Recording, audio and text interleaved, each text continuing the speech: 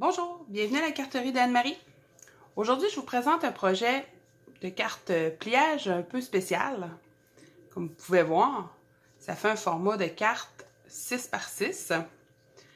Il y a un pliage en escalier, si on peut dire, et une petite partie qui s'ouvre pour pouvoir écrire le texte. Je vais vous donner les mesures pour faire le pliage et la décoration. Grosso modo, je vais vous donner les mesures.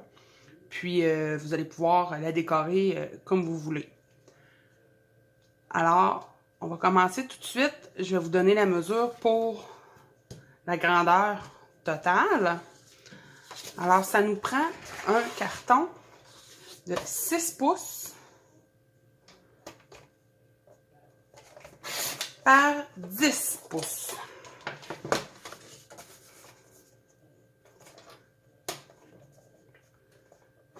Oups, je me suis trompée.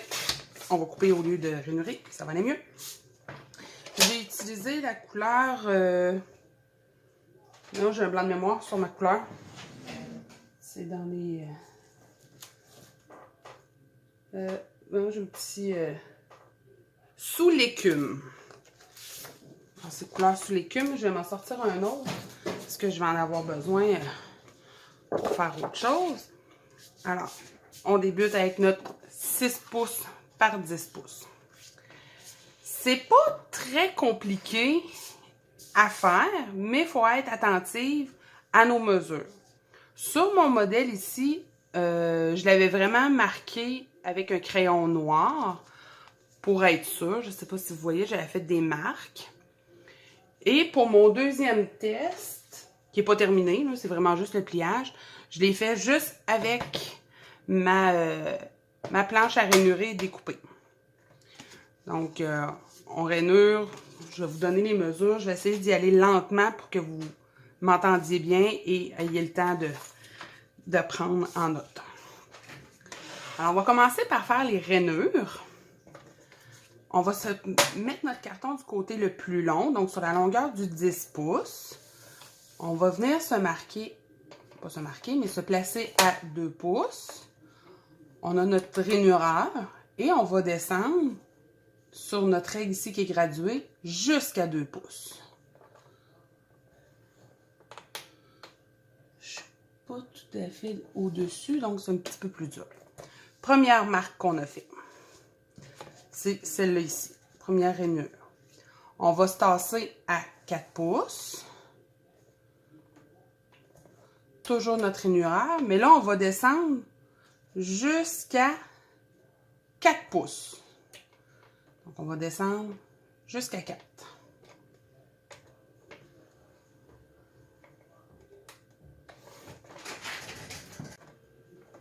On va se tasser à notre marque de 6 pouces. Et là, on ne partira pas en haut complètement. On va descendre à 2 pouces et on va rainurer jusqu'en bas. On se marque à 2 pouces. On descend jusqu'en bas.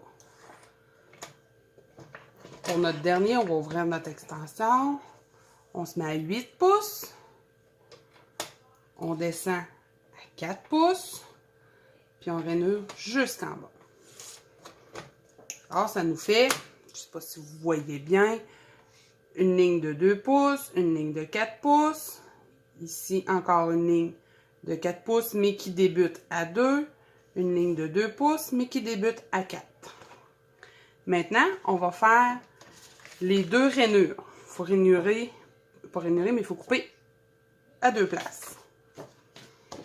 On se met dans l'autre sens. On va monter notre place pour couper. Là, je ne suis pas dans le foncé, ben. Sur notre côté, le plus court qui mesure 6 pouces, on va se placer à 4. On va descendre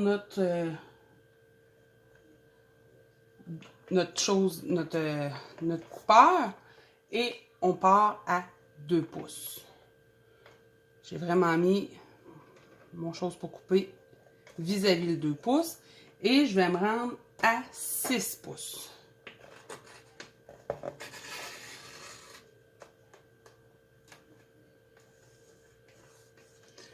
Ma lame, elle serait due pour être changée, par exemple. Ensuite, on va se tasser à 2 pouces.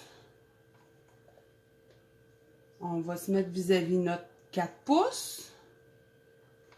Puis on va rainurer jusqu'à 8. Je ne suis pas très droite.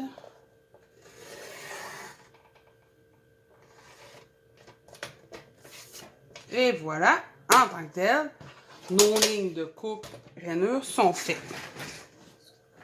Il reste maintenant juste à faire les plis en vallée ou en montagne. Donc, le premier ici va être montagne. Lui ici va être vallée. Montagne, vallée, montagne et vallée. Et ça fait notre première base. On va prendre notre plioir en os. Là, j'ai été vite un petit peu. Ça arrive peut-être pas super bien. S'il y en a qui se sentent plus à l'aise de le faire à l'exacto, de le faire rail exacto, faites-les. Ici, j'ai mal plié, là, c'est pas très joli, malheureusement. J'ai un côté qui dépasse un petit peu. Ce que je pourrais faire, c'est prendre ma planche de coupe, puis venir en enlever à peu près une petite lisière, là, un huitième, pour que quand je plie, voilà, ça arrive un petit peu mieux. Comme je dis, là, ma lame de coupe doit être changée. Alors, la grande base est faite. Maintenant, pour faire la partie ici qui replie, donc c'est un morceau, là je n'ai pas assez grand, c'est un morceau de 7 pouces par 7 huitièmes par 4 pouces si je me souviens bien, en plein ça, par 4 pouces. On le plie au centre, on vient coller sur notre morceau et à l'intérieur j'ai mis un morceau un petit peu plus petit. Donc, lui, il a 3 et 3 quarts. Il doit avoir 3 et 3 quarts par 3 et 3 quarts. Exactement. Alors, ça fait de la place pour écrire. Donc, si je vais, alors, 7 et 7 huitièmes par 4 pouces.